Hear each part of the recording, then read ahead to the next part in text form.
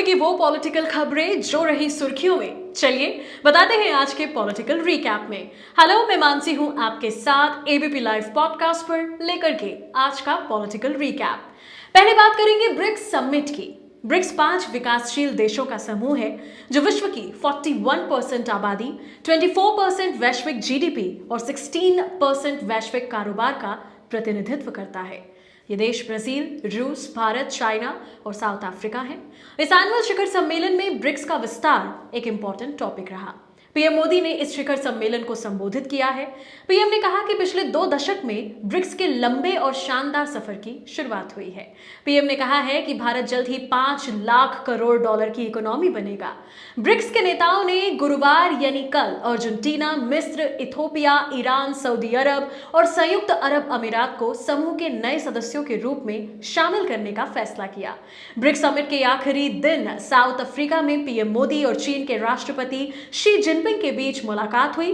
25 अगस्त यानी आज चीनी विदेश मंत्रालय ने दावा किया है कि ये मीटिंग भारत की रिक्वेस्ट पर हुई है। हालांकि विदेश मंत्रालय ने चीन के इस दावे को सिरे से खारिज कर दिया है।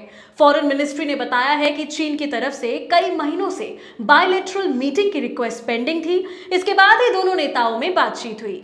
पीएम मोदी और शी जिनपिंग के बीच हुई बातचीत अनऑफिशियल थी। इस दौरान राष्ट्रपति जिनपिंग ने शांति और विकास के लिए अच्छे संबंधों को जरूरी बताया।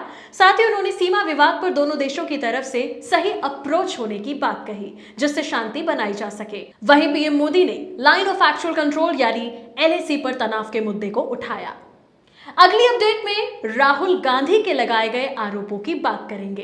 लद्दाख दौरे पर राहुल गांधी इन दिनों बाइक से यात्रा कर रहे हैं। कांग्रेस नेता राहुल गांधी ने प्रधानमंत्री नरेंद्र मोदी पर बड़ा हमला बोला है। कारगिल में राहुल गांधी ने दावा किया कि हिंदुस्तान की हजारों किलोमीटर जमीन चीन ने छीनी है और भारत के प्रधानमंत्री नरेंद्र मोदी ने इस मामले में विपक्ष के साथ बैठक में झूठ बोला। उन्होंने कहा कि लद्दाख का हर व्यक्ति ये बात जानता है कि लद्दाख की जमीन चीन ने ली है और पीएम जी सच नहीं बोल रहे हैं। राहुल गांधी से जुड़ी ही अगली अपडेट पे गौर करेंगे जो उनके बंगले से जुड़ी है। राहुल गांधी की लोकसभा सदस्यता दोबारा बहाल होने के बाद उन्हें 12 तुगलक लेन बंगला वापस अलॉट कर दिया गया, लेकिन राहुल गांधी ने बंगला लेने से इनकार कर दिया है। इसके बाद से कयास लगाए जा रहे हैं कि राहुल गांधी वापस उस बंगले में नहीं जाना चाहते हैं। मीडिया रिपोर्ट्स के मुताबिक राहुल गांधी ने लोकसभा हाउसिंग कमेटी को एक चिट्ठी लिखी है। दरअसल राहुल की लोकसभा सदस्यता फिर से बहाल होने के बाद लोकसभा हाउसिंग कमेटी ने वायनाड सांसद राहुल गांधी का बंगला दोबारा अलॉट कर दिया था और 15 दिनों के अंदर उनकी सहमति मांगी थी।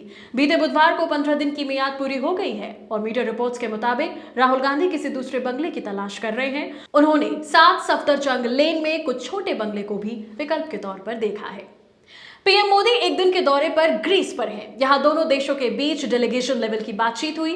40 सालों के लंबे अंतराल के बाद भारत के किसी प्रधानमंत्री का ग्रीस आना हुआ है।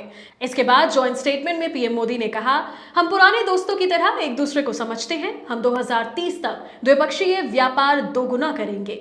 उन्हें ग्रीस के दूसरे सर्वोच्च सम्मान grand cross of the order of honour से सम्मानित किया गया। इंडिया और ग्रीस के बीच जो चर्चा हुई वो ये रही कि हम अपनी स्ट्रैटेजिक पार्टनरशिप को मजबूती देंगे। हमने रक्षा उद्योगों को बल देने पर सहमति जताई। आतंकवाद के मुद्दों पर चर्चा की गई। राष्ट्रीय सुरक्षा सलाहकारों के बीच बातचीत के लिए प्लेटफॉर्म होना चाहिए। हम 2030 तक द्विपक्षीय व्यापार को दोगुना करेंगे।